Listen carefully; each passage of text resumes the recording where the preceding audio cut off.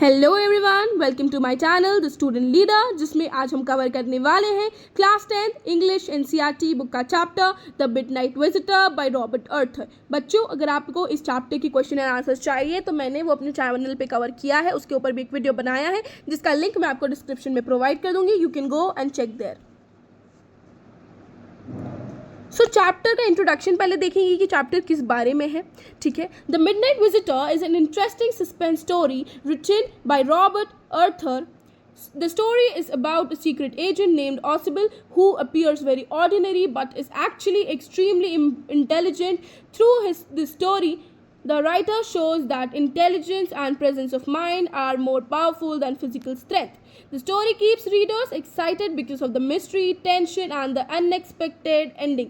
तो क्या बताते हैं कि ये जो मिडनाइट विजिटर जो स्टोरी है वो है एक स्पाई या फिर सीक्रेट एजेंट्स के बारे में, जिसमें एक सीक्रेट एजेंट होते हैं ऑसिबल, जो बिल्कुल भी सीक्रेट एजेंट जैसे दिखाई नहीं देते हैं। मतलब बच्चों, जो सीक्रेट एजेंट होते हैं ना, वो हमें हमारे माइंड में एक पिक्चर है सीक्रेट एजेंट की कि वो कैसे होंगे। वो एक बहुत ज़्यादा डैशिंग होंगे, टॉल होंगे, फिजिकली फिट होंगे, है ना, और वो बहुत जल्दी एक अपने आप को डिस्गाइज कर लेंगे into some other character. But Ausable did not seem anything like that. मतलब वो बिल्कुल भी उस तरीके के दिखाई नहीं देते थे, वो बहुत फैट थे, वो फिजिकली फिट नहीं दिखाई देते थे। लेकिन इस स्टोरी में हम यही पढ़ने वाले हैं कि जो फिजिकल स्ट्रेंथ है, यानी कि फिजिकल जो स्ट्रेंथ होती है, हमारे बॉडी की शक्ति जो होती है, वो ज़्यादा इंपॉर्टेंट नहीं है। ज़्यादा इंपॉर्टेंट क्या है? इंटेलिजेंस और प्रेजेंस ऑफ माइंड। यानी कि एक इंसान का जो विजडम है ना बच्चों, वो सबसे ज़्यादा पावरफुल है, उसकी फिजिकल स्ट्रेंथ से भी ज़्यादा पावरफुल है। उसके बाद ये एक बहुत ज़्यादा इंटरेस्टिंग स्टोरी है क्योंकि इसमें मिस्ट्री पढ़ेंगे, टेंशन पढ़ेंगे, अनएक्सपेक्टेड एंडिंग पढ़ेंगे। So let us start. अब स्टोरी का जॉनरा देख लेते हैं कि जॉनरा क्या है स्टोरी का। तो सस्पेंस और मिस्ट्री है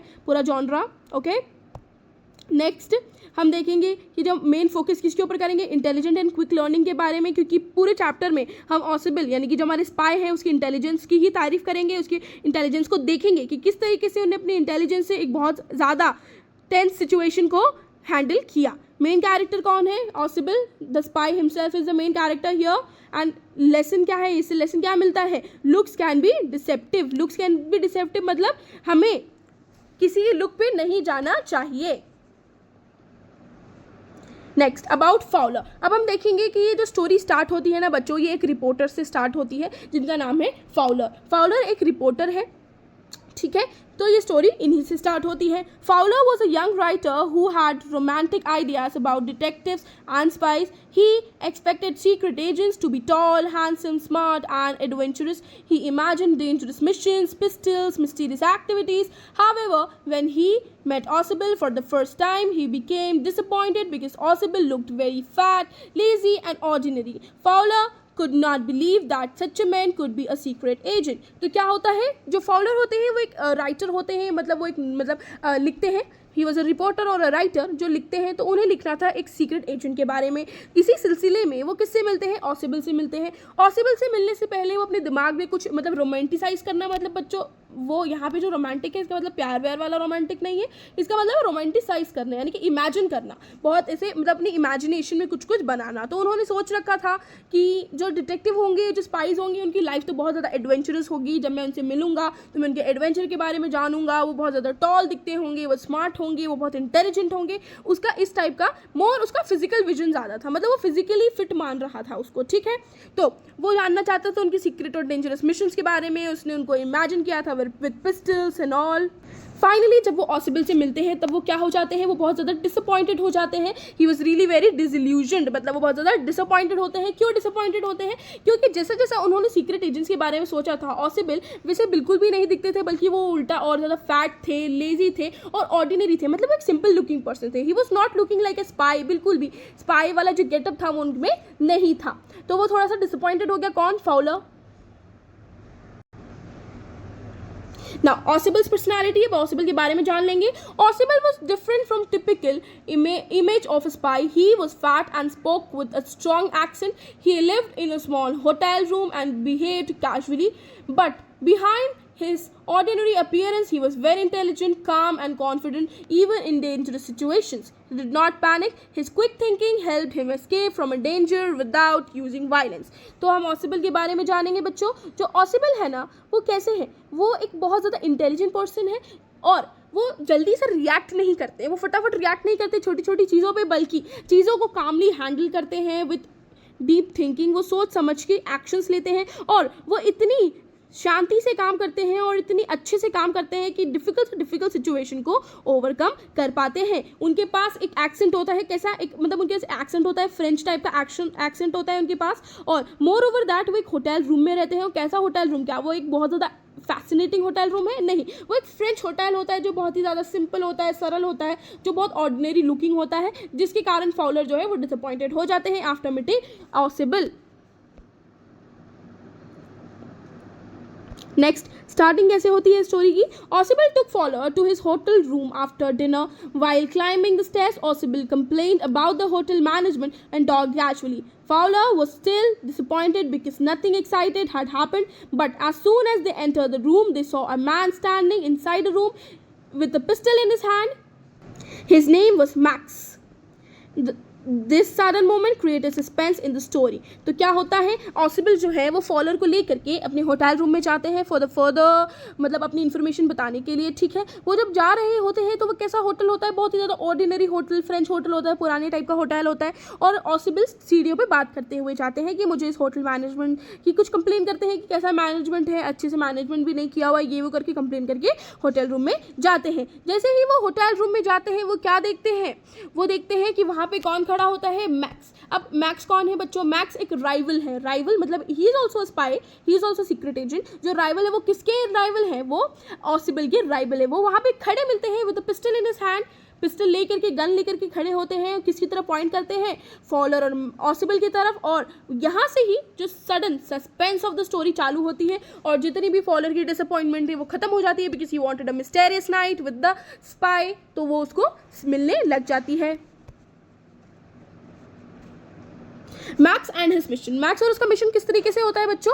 अब मैक्स वाज अनदर, अब मैक्स क्या करता है वो हम देखेंगे। Max was another secret agent who wanted to steal some important documents related to missiles. He had secretly entered Ausable's room before their arrival.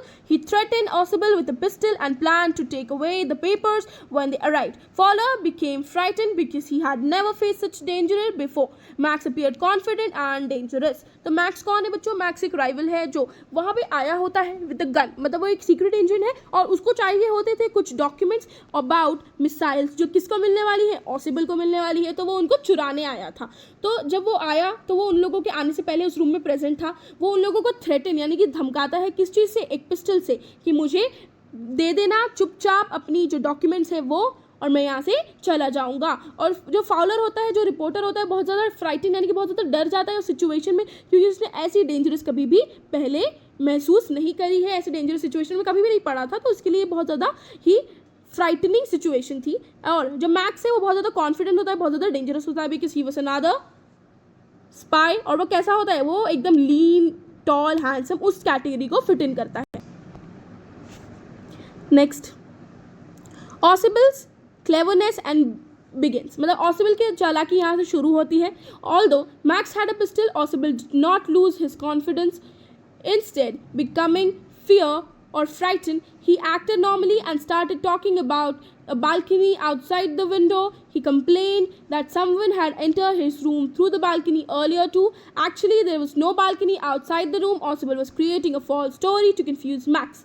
तो क्या होता है कि अब ऑसिबल अपनी चालाकी दिखाते हैं। अब वो एकदम कामली, एकदम अपनी इंटेलिजेंस और विजडम को, मतलब विजडम से क्या करते हैं, सोचते हैं। अब उन्होंने क्या देखा कि अब मैक्स के पास तो पिस्टल है, लेकिन मैक्स के पास पिस्टल होने के बावजूद भी ऑसिबल जो है वो बिल्कुल भी नहीं डरते हैं। वो अपने कॉन्फिडेंस मतलब को बरकरार रखते हैं और डरते तो बिल्कुल भी नहीं है, और अपने शांत दिमाग से एक आइडिया सोचते हैं। क्या आइडिया सोचते हैं? वो एक फेक नैरेटिव यानी कि एक फेक स्टोरी सुनाने लग जाते हैं अबाउट अ बालकनी की भाई ये होटल मैनेजमेंट वालों को मैंने कितनी बार कंप्लेन कर रखी है, पहले भी एक आदमी इस होटल बालकनी से आ चुका है जो इस विंडो के पीछे है, फिर भी इन लोगों को समझ में नहीं आती इन लोगों ने क्यों इस बालकनी को ब्लॉक नहीं कराया, इस विंडो के पीछे जो बालकनी है वहाँ से लोग मेरे रूम में आ जाते हैं। वो इस टाइप की स्टोरी कुकअप करने लग जाता है। जैसे ही ये स्टोरी कुकअप करता है वैसे ही मैक्स थोड़ा सा अवेयर हो जाता है about the balcony situation, because he was not knowing कि वहाँ पे कोई बालकनी प्रेजेंट है। और जो ऑसिबल है उन्होंने ये फॉल्स नैरेटिव डेराइव किया है, ऐसी कोई बालकनी तो वहाँ पे बल्कि प्रेजेंट ही नहीं है बच्चों।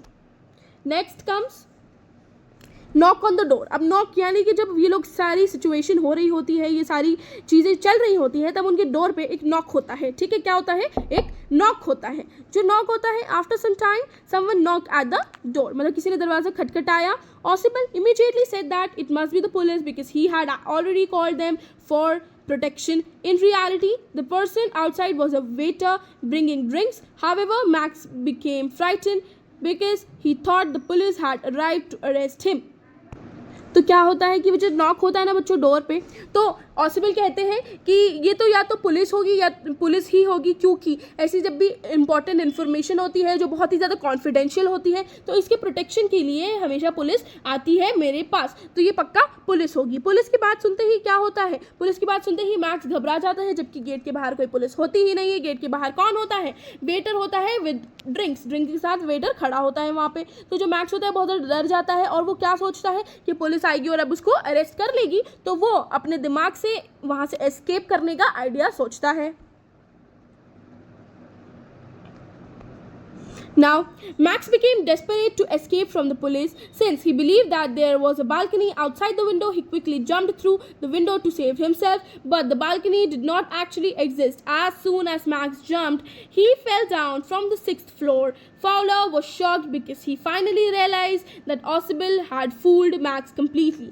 तो क्या होता है? जैसे ही उसे पता चलता है कि पुलिस आ चुकी है, वो बहुत ज़्यादा डिस्परेट हो जाता है। डिस्परेट मतलब वो बहुत जल्दी जल्दी सोचता है कि मैं कैसे यहाँ से भागूँ। एस्केप करना मतलब भागने की वो सोचने लग जाता है, और फिर वो सोचता है कि मैं इस बालकनी में जा करके छुप जाता हूँ। वो जाता है उस विंडो से जंप मार देता है। जैसे ही वो विंडो से जंप मारता है, वो सीधा 6th फ्लोर से नीचे गिर जाता है। 6th फ्लोर से सीधा नीचे गिर जाता है, क्योंकि वहाँ पे कोई बालकनी ही नहीं होती है। और ऑसिबल अपने आप को उस डेंजरस सिचुएशन से बचा लेते हैं, और फॉलोअर को पता चलता है कि ऑसिबल कितनी ज़्यादा इंटेलिजेंट और कितनी ज़्यादा वाइज पर्सन है। Next, after max fall, Ausable calmly explained the truth to Fowler. He told him that there had never been a balcony outside the window. He had invented the entire story to trap Max. Even the knock of the door was not by a police but by a waiter. Fowler finally understood that Ausable was truly a clever and skilled secret agent. तो क्या होता है? तो जैसे ही max नीचे गिर जाता है, तो ऑसिबल फॉलर को ये बात बताते हैं कि यहाँ पे बल्कि कोई कभी बालकनी हुआ ही नहीं करती थी। ये तो मैंने स्टोरी इन्वेंट करी थी ताकि अपन लोग की सिचुएशन से बच पाएँ और मैक्स को मैं अपने जाल में, अपने चंगुल में फंसा पाऊँ, और वो उसको भ्रमित करके, यानी कि उसको फूल करके वापस यहाँ से अपनी सिचुएशन से हटा पाऊँ। और बल्कि जो नॉक भी हुआ है ना डोर पे, वो कोई पुलिस वुलिस नहीं है, वो एक वेटर है जो अपने लिए ड्रिंक लेकर के आया है। उस टाइम इस सिचुएशन के बाद, इस पूरे इंसिडेंट के बाद फॉलर को पता चलता है कि ऑसिबल कितनी ज़्यादा काबिल है, कितनी ज़्यादा स्किल्ड है और कितनी ज़्यादा चालाक सीक्रेट एजेंट है। तो बच्चों थीम देख लेंगे स्टोरी का। The story highlights the importance of intelligence and presence of mind. Robert Arthur shows the physical appearance can be misleading. A person may look ordinary but still be highly talented and capable. The story also teaches that calm thinking and dangerous situations can help solve problems. तो इस story के through जो Robert अर्थर है वो हमें बताना चाहते हैं कि फिजिकल अपीयरेंस भी कभी कभी मिसलीडिंग हो सकता है। मतलब हम किसी को जल्दी जज नहीं करना चाहिए, उसके लुक्स के बेसिस पे हमें उसे जज नहीं करना चाहिए। क्या पता किस इंसान की कितनी एप्टीट्यूड या कितना पोटेंशियल हो, कितना क्लेवर हो वो इंसान। और दूसरी बात हमने जो इस चैप्टर में सीखी है कि अगर हम काम रहें, डेंजरस सिचुएशन में आराम से सोचे, ज़्यादा पैनिक ना हो, तो भी हम सिचुएशन को ओवरकम कर सकते हैं, प्रॉब्लम सॉल्व कर सकते हैं। So this is all about the chapter बच्चों। If you want question and answers of this chapter, मैंने नीचे डिस्क्रिप्शन में लिंक प्रोवाइड कर दी है, आप जा करके क्लिक करिए, मैंने उसके ऊपर भी एक वीडियो बनाई है। So thank you so much for this video.